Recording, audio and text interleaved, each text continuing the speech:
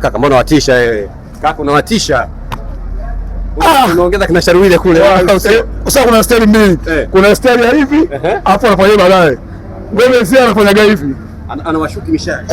Bwana Yanga inakuwa hatari. Kuna msemo anasemaga tutatawala mpira wa Tanzania miaka 10. Ndio nimeamini leo. Kupitia Selemani Mwalimu. Sofa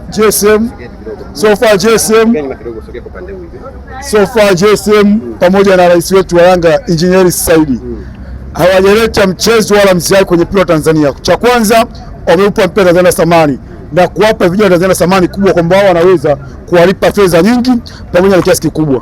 Tumeona Selemani Mwalimu leo anakuwa mchezaji, tunamtoa Hilali Casablanca kuja Tanzania kwa pesa nyingi, sio kwa hela ndogo, kwa pesa nyingi na kwa mshahara mkubwa. Unafikiri Simba amefeli wapi hadi wakamwachia Gomez? Hela zao ziko benki, mtandao ulikuwa unagoma jana. Mtandao leo unagoma, hela zao ziko benki, kile kile kudro mtandao unagoma. Sasa Simba sio JSM anatembea na keshi. Akuweka benki. Tajiri yao hela ziko benki, mtandao unagoma jana. Lakini wanaye pale Dumbia wanaye pale ndio anaziba pengo kwa kiasi kikubwa. Dumbia huyu na Dumbia mwingine. Dumbia huyo mzee wa Bridge. Blaza Hasumani wa Simba. Hakuna Dumbia aliyofaulu kwenye mpira wa Tanzania. Madumbia wote wamefeli. Tulikuwa Dumbia mmoja kwetu sisi. Huko kwa walikuwa wanaimbwa Dumbia. Akaja hapa kafeli. Na Dumbia tulio bora sisi huyu. Yeye na nyavu mpira pisha nao nyumba. Yeye na nini akiruka juu mpira unapita nyuma. Atamfunga na Dumbia. Atamfunga na Dumbia. Uliona performance yake lakini? Kwenye mechi gani? Kwenye mechi ya Simba Day. Wao Simba wenyewe ulizo wanatamani kuwa na Dumbia yule kwenye mechi ya kesho au watamanena kuwa naye. Lakini walisema walificha mbinu wanakuja kuonyesha kesho. Brother, unajua mpira ni mchezo wa wazi. Mpira sio kwamba utajifungia chumbani utacheza. Mpira unachezwa uwanjani. Mtoto wa Simba kuna mtaani. Sasa hivi kwanza vilio na majonzi yametawala Msimbazi. Washabiki wa Simba sasa hivi wanakabana makoo. Mara bosi wetu, mara huyu, mara Jeruti mara anaanzisha kampeni ya kuchangisha kununua jezi 100,000 ili wamlete Faisali. Mpaka sasa hivi ana milioni 10. Ili upate milioni 3 mpe Azam. Na milioni 1 achukua Yanga utapata lini? Wapate milioni 3 ya kuwapa Azam, wapate milioni 1 ya kuwapa Yanga, watapata lini? Wana milioni 10 wanatakiwa wapate bilioni 4. Hiyo pale wanasema milioni 10. Tangaza kuuza jezi. Wapate milioni 4 watapata lini ili wamlete Faisali? Sisi bosi wetu JSM wanaga masiara ni kuchomoa tu, ambaye njema mtaka nani? Faisali anachomoa tu, anampa engineer alete mchezaji. Lakini wao wanasema akili yao kubwa wamewekeza kwenye mchezo wa kesho na wanasema wanaitaka Ngao ya Jamii kesho pale Zanzibar ni Amani. Hawatufungi Blaza, wana timu ya kufunga sisi. Timu gani ya kufunga sisi? Goli Chiki Diara. Kulia kwa Sotola. Diara sema amepigwa juzi hapa goli moja. Hii bonanza la juzi. Hii bonanza hili. Yaani Yanga toa nguvu kwa bonanza. Yanga nguvu cash kwenye mwali uwanjani. Yanga mwatie kombe uwanjani. Lakini ukoona wenzako walipokuwa na alama siku ya Yanga Day baada ya kupoteza ule mchezo. Wale sio watu wa mpira. Sio watu wa mpira. Yaani wewe Kingwanda ajiumize kwa ajili ya bonanza. Au Cheki ajiumize kwa ajili ya bonanza. Yaani nishauriwe atoe nguvu kubwa kwa ajili ya bonanza. Bro. Nguvu kubwa zitumika kesho.